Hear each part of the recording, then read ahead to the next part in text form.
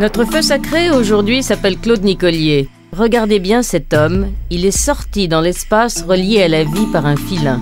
Il est astronaute et il est parti 4 fois dans une fusée tutoyer les étoiles.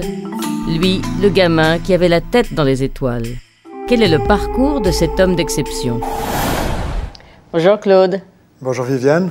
Alors vous étiez un gamin, la tête dans les étoiles déjà? Oui, la tête dans les étoiles très tôt, peut-être depuis le berceau déjà. Je ne me rappelle pas exactement de cette période, mais ça a dû commencer très tôt. Vous aviez déjà l'idée des avions, le ciel? Les avions, le ciel, toujours les deux en fait. Modèle réduit, déjà à l'âge de 7 ans, je construisais avec mon père des modèles réduits que je faisais voler dans les hauts de Vevey. Et puis en parallèle, je faisais la photographie, je regardais le ciel et j'essayais de photographier le ciel. C'était une passion pour moi. Pour tous les passionnés de conquête spatiale, Claude Nicollier est tout simplement une légende depuis qu'en 92, il devint le premier Suisse, et encore le seul à ce jour, à avoir été dans l'espace. Féru d'aviation et d'astronomie dès son plus jeune âge, Claude a démarré sa carrière comme pilote de chasse, et pour ses camarades d'escadrille de l'époque, son parcours suscite respect et fascination. Je dirais que c'est le parcours parfait, le parcours dont rêve chaque pilote. On rêve tous d'aller un petit peu plus loin, mais je crois que pour Claude, il n'y avait pas de limite à ce niveau-là. L'imaginer astronaute à ce moment-là n'était pas du tout ridicule, c'était même tout à fait réaliste. On l'appelait Galilée, en fait, comme petit nom à l'escadrille. Donc on savait qu'il avait la tête dans les étoiles. Puis si on le regarde, on voit quand même que le front est très haut, donc il y a de la matière grise en grande quantité. Tout à la fois pilote de ligne au sein de la compagnie Swissair et astrophysicien reconnu par ses pairs, Nicollier a sans nul doute la panoplie de l'astronaute en puissance. Mais du rêve à la réalité, c'est toute la détermination de l'homme qui va faire la différence. Sélectionné parmi 2000 candidats, Claude rejoint la NASA et 12 ans après son arrivée à Houston, découvre l'émotion de sa première mission spatiale. Ce qui me marque chez lui, c'est que on a toujours l'impression que c'est quelqu'un de très suisse, très prudent, très méticuleux, très consciencieux. Et en même temps, il me dit « Ah, l'autre jour, j'ai volé un Enter, j'ai l'impression que j'avais le couteau entre les dents, je me suis fait des loopings incroyables. » Donc il y a un jeu entre cette personne très réfléchie et quelqu'un d'un peu fou, un peu kamikaze. Après avoir été 3 nouvelles fois dans l'espace, Nicollier est aujourd'hui un tout jeune retraité de l'Agence spatiale européenne. Professeur à l'école polytechnique fédérale de Lausanne, il transmet depuis aux jeunes sa passion de l'espace, avec l'énergie de ceux qui ont toujours besoin de nouveaux défis pour avancer. Quel était le petit garçon qui est devenu ensuite un astronaute de la NASA? Quel était ce petit garçon? C'était un petit garçon qui vivait dans un environnement qui était très agréable, très facile, on peut dire. Une enfance heureuse? Heureuse, parfaitement, oui. Et à l'école? À l'école, ça allait, j'aimais l'école. J'étais pas le premier de classe, en fait. Il y avait certaines branches où j'avais de la peine, le latin, l'allemand, par exemple. Mais les domaines scientifiques, les mathématiques, j'aimais bien. J'avais la curiosité pour les phénomènes naturels. L'école, ça s'est plutôt bien déroulé. Et après, alors? Alors après, bon, décision pour des études ou d'autres activités. Alors j'ai décidé de faire des études de sciences, de physique à l'Université de Lausanne. Donc une première vie de scientifique? De scientifique en parallèle avec cette passion pour l'aviation qui, des modèles réduits, s'est développée dans le sens que j'ai voulu faire une licence de pilote, ce que j'ai fait à l'âge de 18 ans. Et je l'ai fait dans le cadre de cours pré-militaires organisés par la Confédération suisse. Ça s'appelait l'instruction aéronautique préparatoire. Toujours en parallèle avec la poursuite de mes études, de mon activité en tant que scientifique après la fin de mes études, l'obtention de ma licence de physique de l'Université de Lausanne. J'ai fait une spécialisation en astrophysique à Genève et je suis devenu un astrophysicien et en parallèle un pilote dans les forces aériennes suisses. J'aimais tellement l'aviation que j'ai beaucoup hésité entre un métier de pilote à 100%, donc un métier à temps plein, et une activité de chercheur. Et à un moment donné, j'ai craqué, si on peut dire. J'ai décidé de devenir pilote de ligne, sans savoir si ça allait être un métier qui allait m'accompagner pendant de nombreuses années, mais je voulais au moins essayer. Alors, j'ai quitté mon activité de chercheur à l'Observatoire de Genève pour rentrer à Swissair. Et bon, j'aimais bien ce métier de pilote de ligne. En parallèle, toujours mon activité de pilote militaire. Je visitais toujours l'Observatoire de Genève fréquemment. Et après, alors? Et puis, vers le milieu des années 70, l'Agence spatiale européenne a décidé de participer au programme de vols habités de la NASA, en parallèle avec la la navette spatiale. Je savais que je ne pouvais pas m'inscrire directement à la NASA aux États-Unis ou en Russie, enfin l'Union soviétique à l'époque. Par contre, via l'Agence spatiale européenne, j'ai entrevu la possibilité de devenir astronaute. Vous vous souvenez du jour où vous avez pour la première fois caressé ce rêve? Pas exactement, non. C'est pas venu d'un jour à l'autre, je dirais. J'étais pilote de ligne, je suivais ce qui se passait, je me suis dit « Ah, ça c'est une possibilité de faire quelque chose de fabuleux. » Et je vais quitter la Swissair pour passer par toutes les étapes de sélection dont j'avais aucune idée si ça allait réussir ou non.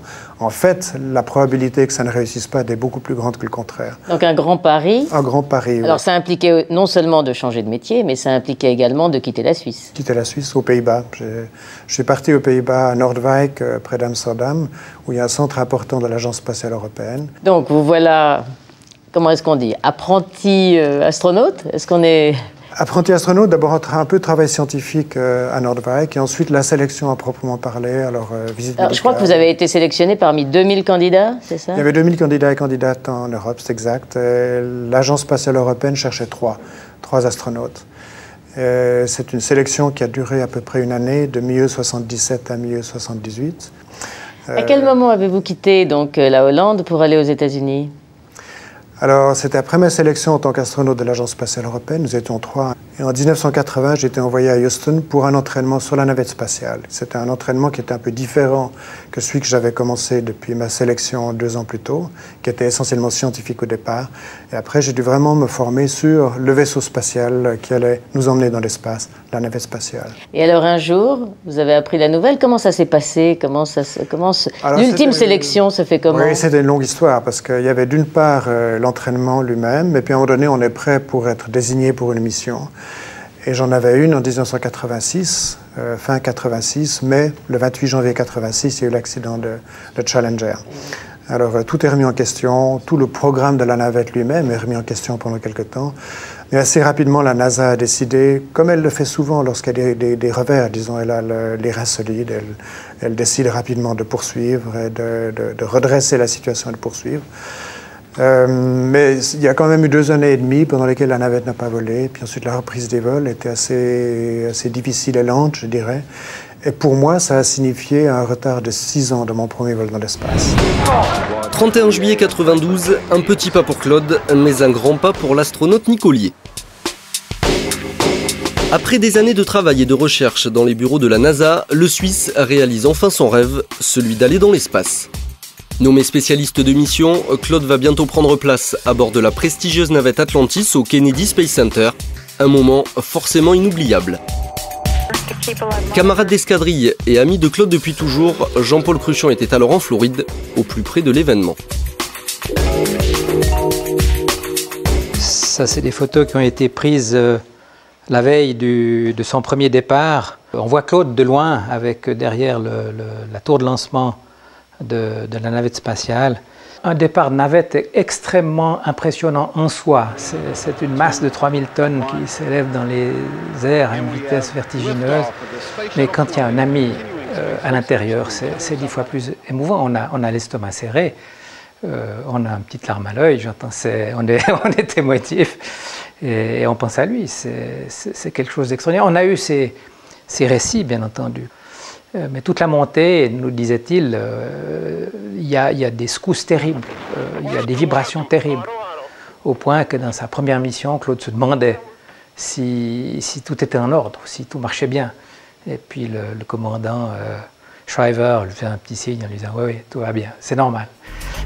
2 ans plus tard, à bord d'Endeavour, Nicolier participe à la mission STS-61 avant de récidiver en 95, toujours comme spécialiste de mission. Puis vient l'ultime défi de ce véritable mécanicien de l'espace. En 99, pour sa dernière sortie, Claude a la lourde tâche de réparer le mythique télescope Hubble. L'opération est un succès. L'astronaute français Jean-François Clairvoy avait dans la navette la mission de diriger Claude lors de son travail de réparation. À l'extrémité, Claude a les pieds calés sous des arceaux. Et il me donne des instructions, Jean-François, parfois Billy Bob, c'était mon surnom. Avance-moi de 2 pieds dans le télescope, parce qu'on parle en unité anglo-saxonne.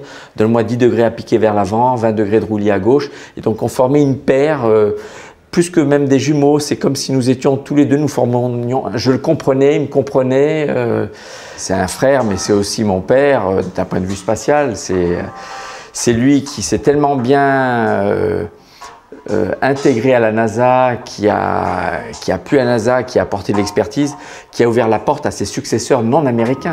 4 missions spatiales, plus de 1000 heures passées dans l'espace et une sortie hors de la navette de 8h10 parmi les plus longues jamais réalisées. Un palmarès impressionnant et qui fait sans nul doute de l'astronaute Nicolier l'un des tout meilleurs représentants de la conquête spatiale. Il a touché à tout, au pilotage, à la robotique, aux sorties dans l'espace. C'est l'astronaute complet. Donc j'aimerais bien qu'on lui redonne un ticket de vol pour qu'il puisse marcher sur la Lune, pour qu'il puisse aller encore plus loin. Claude, qu'est-ce qu'on pense quand on sait que le lendemain, on part pour cette grande aventure? Comment est-ce qu'on passe la nuit d'avant? C'est un sentiment assez mélangé, mais je dirais très généralement positif, dans le sens qu'on sent qu'on va vivre une aventure extraordinaire.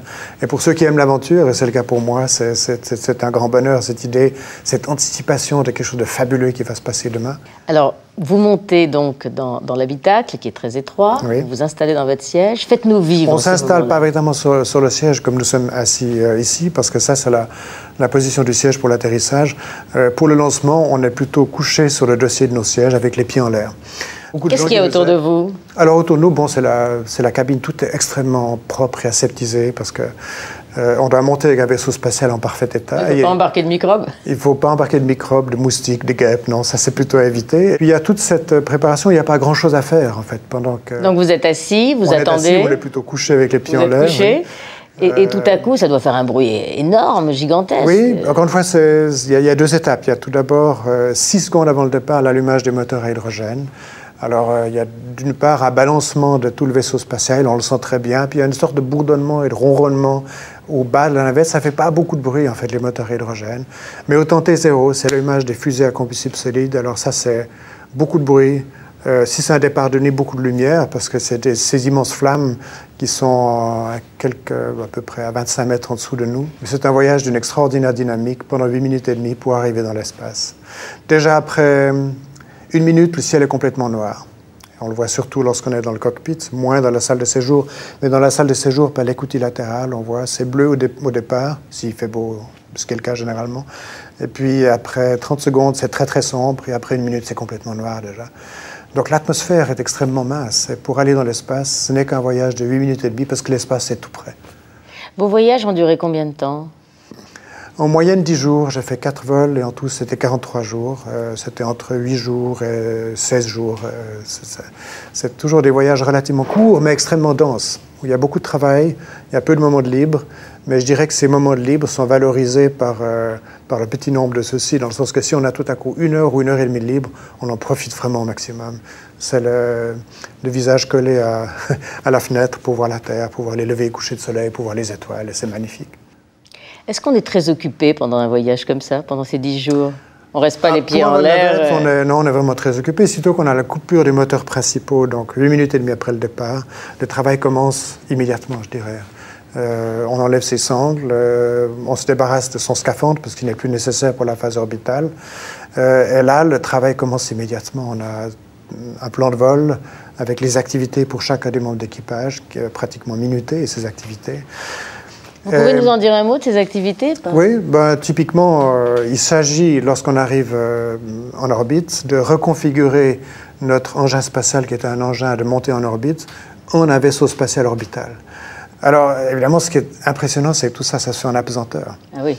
Donc tout ça, ça vole autour de vous? Et disons, la caméra flotte autour de vous? Lors de son premier vol, il faut s'habituer un peu à cet environnement si particulier. C'est d'ailleurs pas totalement agréable au départ, parce qu'on a l'impression qu'on aura de la peine, pendant les 10 jours qui suivent, à travailler en état d'apesanteur. Est-ce que les choses se sauvent ou est-ce que vous les rattrapez? Les choses flottent, oui, mais évidemment, si on a, je sais pas, un livre de procédure qu'on lit et puis on le lâche, il va rester là, mais il va lentement dériver. Puis si on fait autre chose, après on a besoin de ce livre de procédure, généralement il n'est plus là parce qu'il a le dérivé, puis il est monté au plafond, ou il a été près d'une paroi latérale, ou il était vers le fil. Alors on passe son temps à courir un peu après le matériel. On doit apprendre à être systématique, il faut tout attacher. Ce qu'on utilise fréquemment, il faut l'attacher. Pour mon premier vol, j'étais un rookie et quand je suis arrivé là-haut, j'étais un peu maladroit et mes collègues m'ont appris à me servir de tout l'équipement, de préparer mes repas, de les consommer, ça marche. Et après quelques jours, c'est le vrai bonheur. On a envie de rester pendant des mois.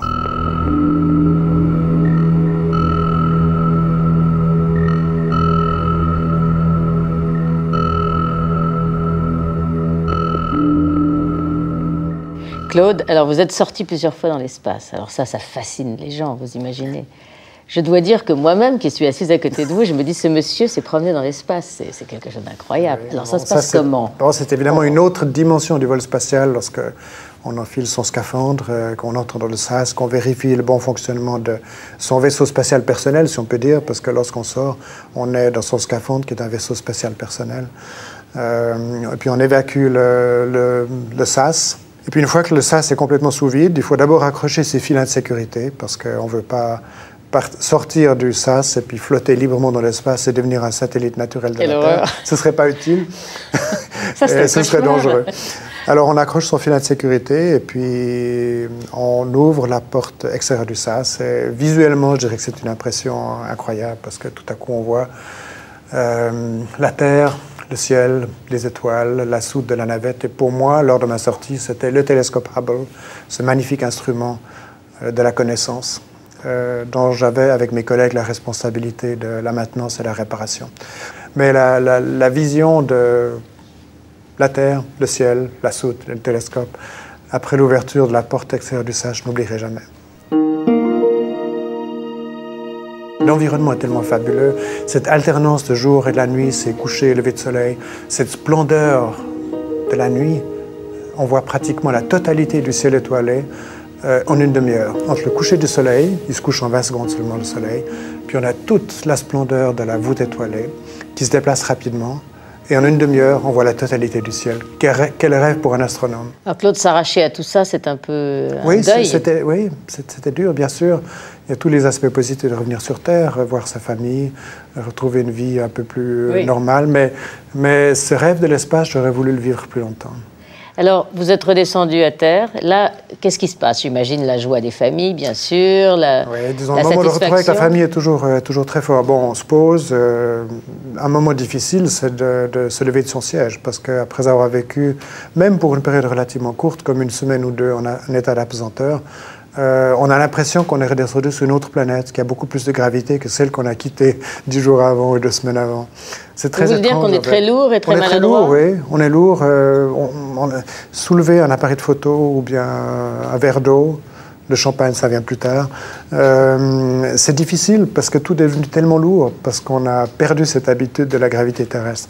Vraiment, j'avais l'impression de revenir sur une autre planète avec plus de gravité que celle que j'avais quittée. Alors, votre vie d'aujourd'hui, la vie d'un ancien astronaute qui, si je comprends bien, garde ancré au cœur et dans l'esprit cette aventure immense.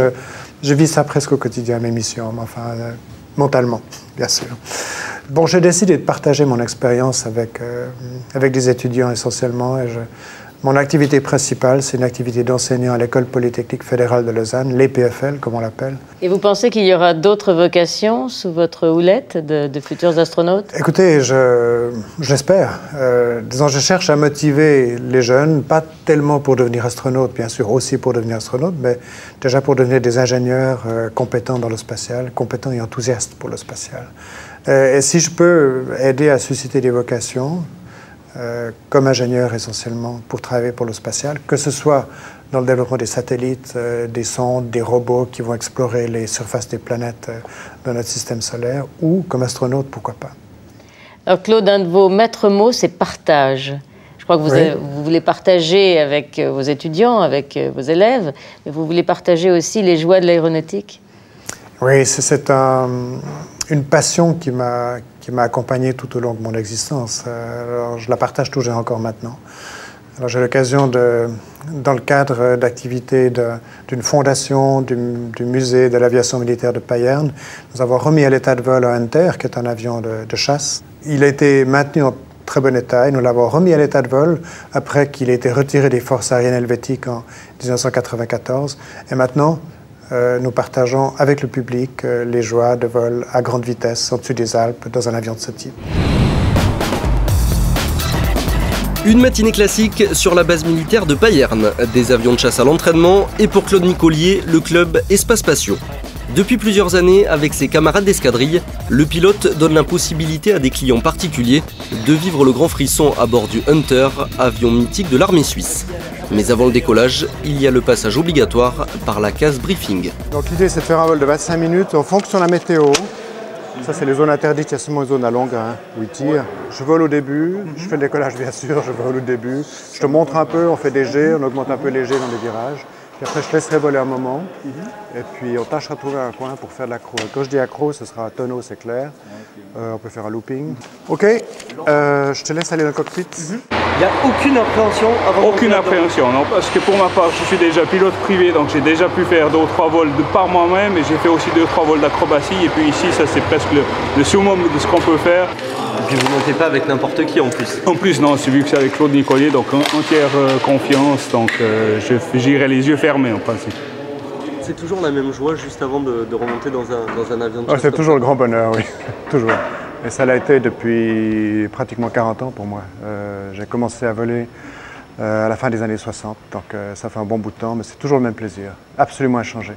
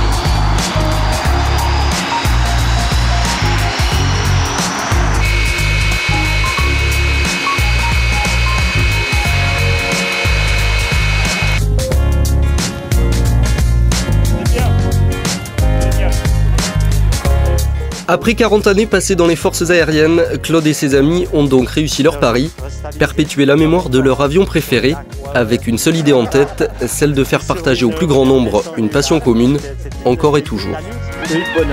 Une immense chance. Extraordinaire. Hein? Ouais. Bon, on marche comme ça.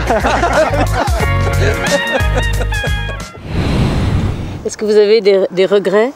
Des choses que vous auriez aimé faire, que vous n'avez pas pu faire? J'aurais voulu pouvoir me concentrer plus sur ma famille. Il n'y avait pas de doute que j'ai consacré moins de temps à ma famille que j'aurais voulu pouvoir le faire, mais c'était dans la nature des choses. L'intensité de la préparation de l'émission, surtout les derniers mois, faisait que, bien que j'étais le plus souvent présent le soir à la maison, mentalement je ne l'étais pas parce que j'étais toujours encore dans le simulateur ou bien en anticipation de la mission qui allait suivre quelques semaines plus tard. Donc j'aurais voulu pouvoir consacrer plus de temps avec ma famille. Maintenant que mon activité est quand même un petit peu freinée par rapport à ce qu'elle était il y a quelques années, je pense que je vais pouvoir le faire. Et c'est un de mes objectifs. Et quel regard portez-vous sur tout ce parcours, Claude? C'est un parcours, je dirais, de gratifié. J'ai été gratifié par une grande chance d'arriver au bon moment, au bon endroit, d'avoir travaillé bien sûr pour atteindre des objectifs qui n'étaient pas forcément faciles à atteindre, mais toujours animé par la passion qui me faisait aller de l'avant, si on peut dire. Mais j'ai eu beaucoup de chance. Et c'est, je dirais, le sentiment le plus persistant que j'ai, c'est qu'au cours de toute cette magnifique carrière, j'ai eu énormément de chance. Et beaucoup d'efforts aussi, beaucoup de travail. L'effort, oui, mais l'effort venait presque naturellement, je dirais. C'était quelque chose, un feu qui m'animait d'une façon tellement intense que je n'avais pas l'impression de devoir fournir un gros effort. C'était quelque chose qui venait naturellement. Je travaillais le soir, la nuit, les week-ends parfois, pour atteindre cet objectif, mais ça paraissait absolument naturel. Ça faisait partie de ce feu qui brûlait en moi. Personnellement, j'ai été formidablement motivé et formé par un grand nombre de personnes qui ont commencé cette grande aventure. J'ai apporté ma petite contribution et j'espère que beaucoup d'autres hommes et femmes poursuivront cet effort. Alors merci pour ce partage formidable. Merci.